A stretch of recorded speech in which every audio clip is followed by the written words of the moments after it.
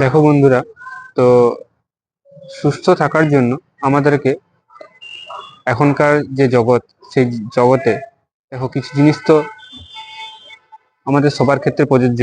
তাই এই জিনিসগুলো মাথায় রাখতে হবে সুস্থ থাকার জন্য। সুস্থ মানে কি, আমাদের শরীরটাকে যেন আমরা বুঝে চলতে পারি, তবেই তো আমরা সুস্থ থাকতে পারবো। নইলে ডাক্তারের কাছে গিয়ে, ডাক্তারও তো একজন অন্য একজন মানুষ, সে তো আমার শরীরটায় কি চলছে সেটা কি সে আমার চেয়ে ভালো বুঝতে পারবে? সে, যার শরীরে ভগবান এমন ভাবে সবাইকে তৈরি করেছে যাতে সবাইকার শরীরে কিছু বিশেষত্ব আছে, সেইটাকে বুঝে চলার দায়িত্ব তার নিজের। তার জন্য আমাদের শরীরে যা রোগবাগ হয়, তার লক্ষণ কিন্তু আমাদের শরীরে, সেগুলো কিন্তু একদিনে হয় না, ধীরে ধীরে হয়, এবং সেই লক্ষণগুলো কিন্তু ধীরে ধীরে প্রকাশ পায়। তাহলে সেই লক্ষণগুলো কিন্তু আমাদের শরীরে কিন্তু আমাদেরকে ধরা দিয়ে দেয়, এবং সেই লক্ষণগুলোকে বুঝে চলা কিন্তু আমাদের দায়িত্ব। দেখো, আমাদের শরীরে তৈরি হয়েছে আমাদের হাত, পা, চোখ, কান, নাক, মুখ, আমাদের পুরো শরীরটা বিভিন্ন কারণের জন্য বিভিন্ন রকম ভাবে তৈরি হয়েছে।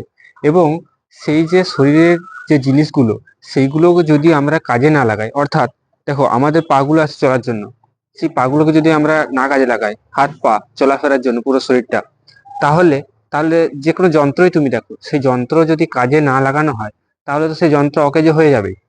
তুমি যে কোনো যন্ত্রের ক্ষেত্রে প্রয়োগ করো, সেরকম শরীরটাও তো একটা যন্ত্র, আমাদের হাত পা কিছু বৈশিষ্ট্যের জন্য তৈরি হয়েছে। যখন সেগুলো আমরা ব্যবহার করব না, বসিয়ে রাখবো, তখন কি হবে, সেইগুলোর উপর চাপ পড়বে। তাহলে সেগুলোর উপর তখন খিঁচুনি আসবে, সেগুলো তখন বিরক্ত বোধ হবে, ব্যথা হবে, এবং বিভিন্নভাবে কিন্তু সেটার উপর প্রভাব পড়বে। অর্থাৎ আমি বলতে চাইছি, শরীরের যে আমাদের অঙ্গ প্রত্যঙ্গগুলো, সেইগুলোর যদি ব্যবহার না হয়, এই কারণেই বলছি, কারণ এখনকার দেখো সবাই আমাদের পুরো শরীরটার চেয়ে আমাদের মাথাটা বেশি কাজ করছে। এবং তাহলে সেক্ষেত্রে যদি আমরা বসে বসে ভাবি যে বসে বসে যদি কোনো কাজ হয়, যেরকম হচ্ছে অফিসে বসে কাজ করতে হচ্ছে, টাকা পয়সা তো মানুষের হাতে চলে আসবে, কিন্তু তাতে তার মানসিক চাপ কি বাড়বে না, মানে অশান্তি কি বাড়বে না? কেন না? কারণ তার পুরো শরীরটাই তো তৈরি হয়েছে তার সাথে মাথাটা একসাথে কাজ করার জন্য, শরীর এবং মাথা। কিন্তু সে কি করছে, তার হাত পা কিছুই কাজ করছে না, সেক্ষেত্রে শুধুমাত্র মাথার ভিত্তিতে একটা চিন্তার জগতে, একটা ভার্চুয়াল জগতে কিন্তু কাজটা হচ্ছে। তাহলে সেক্ষেত্রে মাথার উপরে চাপ পড়বে এবং শরীরের উপরে চাপ পড়বে।